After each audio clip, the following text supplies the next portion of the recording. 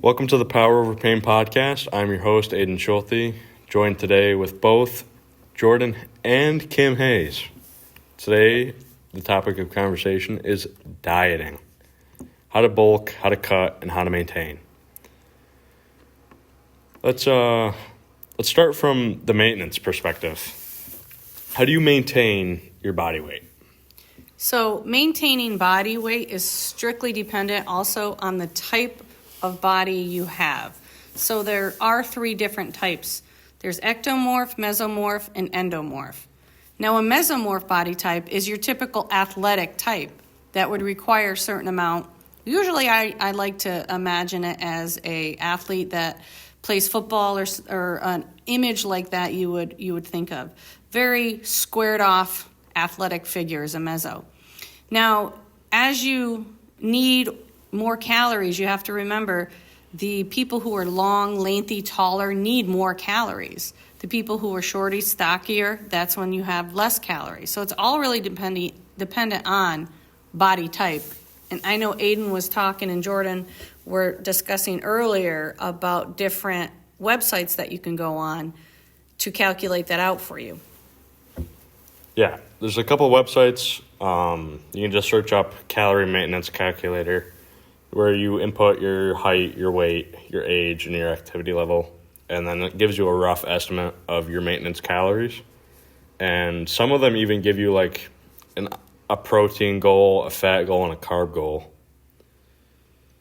And that's when we get into measuring macros, knowing how many macros are necessary for your body type. So look at your body type in the mirror, decide, I am this type, I'm a meso, ecto, meso, and based on the type of body, then you go into really breaking down your caloric intake, also your macro intake. I feel like you got to sit down and be honest with yourself. Absolutely. Yeah. Body dysmorphia is a huge thing, especially in the fitness industry. 1 out of 4 athletes have it. Where you really just got to be honest with yourself. Am I overweight? Do I have a lot of fat on me? Am I very muscular? You got to be honest on those websites too. When they ask you your activity level, you can't be like, well, I am pretty active, but in reality you might not be. So you have to be really, truthful. Because they consider, like, a day of activity 20 minutes or more. So it's like, I hit the gym. Did you hit the gym hard? Did you rest most of the time? Did you talk between sets most of the time?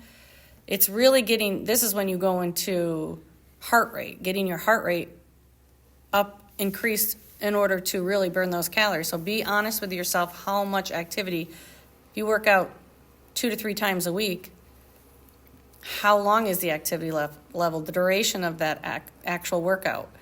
The heart rate, is your heart rate increased? Your target heart rate, you need to be close to those numbers in order for it to be considered an actual workout. I think Jordan and I have similar maintenance calories. Similar but different at the same time. Jordan has more of the build for athleticism, and I'm there-ish. I'm getting there slowly. You definitely are. But do you know your maintenance calories, Jordan, off the top of your head? Say anywhere between 2,100 to 2,200 for maintenance. My maintenance is about 2,800 to 3,000, but I'm inch and a half, 2 inches taller than you. Yeah. Mine's 1,400, but based on age as well, because I'm 48 years old. My height, my make, like I'm a car, my body type make, and also caloric deficit, caloric output. So how much activity am I doing during the day is based on also maintaining. When you looking at it from a maintenance perspective too, if you're really active, you need to eat more than that maintenance calorie, because you need to refuel your body and you really make sure that you're hitting your fats, your proteins, your carbohydrates. I feel like there's a lot of negative hysteria when it comes around to like fats. Fats are also an energy source. It just takes your body to process a lot more energy to process them, unlike carbohydrates. Carbohydrates are very simple, easy to, like, I guess you would say digest. Carbohydrates are very simple, sugar, easy to digest, quick energy. Whereas your fats take more energy to break down into energy. And I would definitely further mention that with the carbohydrates too, like you don't want to meet a certain caloric maintenance number and then neglect the fact that you're well-rounded with your nutrition.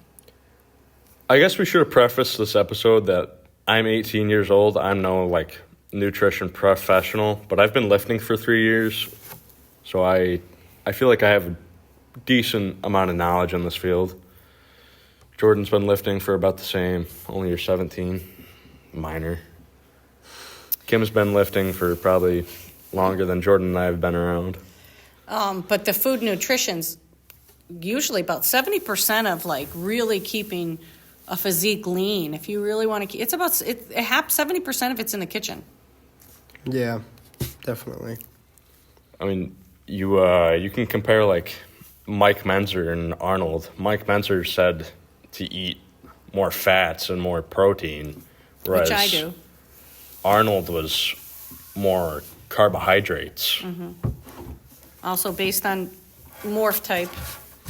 Yeah, but you also got to be careful with the fats because, like, people will be like, You gotta be careful with the saturated fats. There's Yeah. good fats and there's bad fats. Unsaturated fats are definitely, or saturated fats are the bad ones. Yeah. Unsaturated are better for you. Your fats from meats, I would say, are better for you. Mm-hmm. Definitely. I've still cut off the fattiness of the meats. Yeah, definitely. I'm not saying to eat the There's fat the off your types of steak. meat, like a chicken and poultry would leaner than a steak, you know what I Yeah. mean? Unless you're getting a really lean beef. No, I don't think But- any of us are eating yeah. Wagyu beef. Yeah, but That's all really, fat. really, nutrition is subjective to the person's type, how they're built, their activity level, and Metabolism. and age. Yeah, it's so subjective. It's all over the spectrum. Let's get into cutting.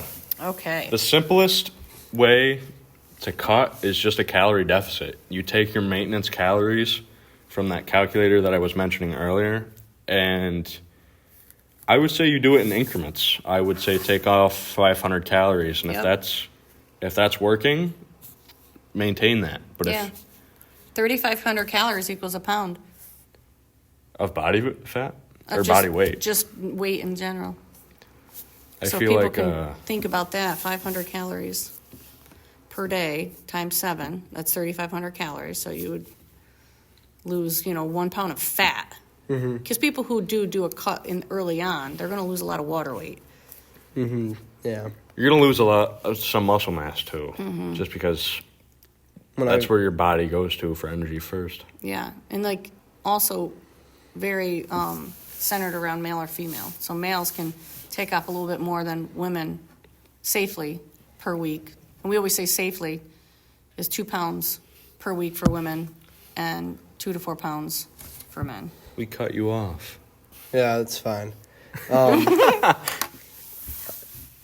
When you're starting off cutting, many people like resort to the fastest way. That's why they do, like, We have a friend that ate 500 calories a day. like caveman diet. They would do like the 1 meal a day, the fasting thing.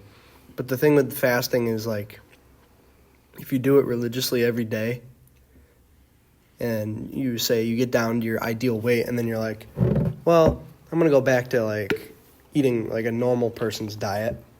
You're gonna have this thing called like the yo-yo effect, and you're gonna bounce straight back, like not bounce straight back to the same weight, but you're gonna gain weight like worse than what you like did originally. Your body does get used to that 1 meal a day, and Yeah. then all of a sudden it thinks it's like in starvation mode. I mean, Jordan, you have a lot of experience with cutting. You went from 230 down to Like what? 170. Yeah. It was bad. I mean, I did the cutting, like the fasting thing. But like towards the end, towards like the middle of like the cutting, like I just stopped that whole thing and started like doing the caloric deficit and added cardio. Yeah. Definitely cardio. Huge, yeah. You committed to eating much better too. Like instead of eating what you used to eat, you used to drink Yeah. 2-liter Coke and bag of family Doritos. Doritos every night. That was bad. And You now, went from eating chicken and then Chicken and rice. yeah, chicken and then, rice. and measuring it out too, like measurements of like It was like a mix between chicken and rice, salmon and rice. it's always salmon, yeah, like Yeah. in a nice protein, like a Yeah. one, And then tuna. Tuna was like the peak of my yeah, and I think of my cut. and Tuna's back then such a hack. We were Tuna- doing 1.5 grams of protein per It was like 1 pound of body weight. right we were after I trying to get worked in. out, it was like 110 grams of protein. Right after the workout. But that was also adding on cardio. Cardio is a big thing. Like even like 15 minutes of incline walk a day will like shear off a bunch of fat. So how do we bulk? Surplus. Clean or dirty? Dirty bulk or clean bulk? Well, let's talk about both of them. Dirty bulk, I mean, just eat Dirty whatever bulk, you just want. eat whatever the hell you want. Yeah, pretty much. You know, Buy a whole cake. McDonald's. thing of chocolate milk. Oh my god. Okay. Well, Well, not clean all seems Samsung. Chips. chips. That's yeah. all dirty. Donuts. Donuts, Let's dirty. resort to clean bulking.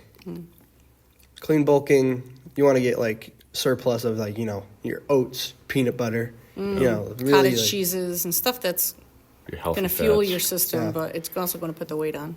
I mean, if we talk wanna- about nutrition too, I mean, in both of these dieting, all three of these dieting things, you really got to watch your nutrition because I know if you, and this is going to get really personal, but if you're eating a lot of protein and like not very much fiber, you're going to have problems in the bathroom. That's Yeah. usually You- a big thing. You need to make sure that you're getting like your yogurts for Fiber, probiotics, your fiber. definitely. Sure. Make sure you're getting your greens because your greens are 15 calories for a cup. I know spinach is like 15 calories a cup. The thing with bulking is you got to be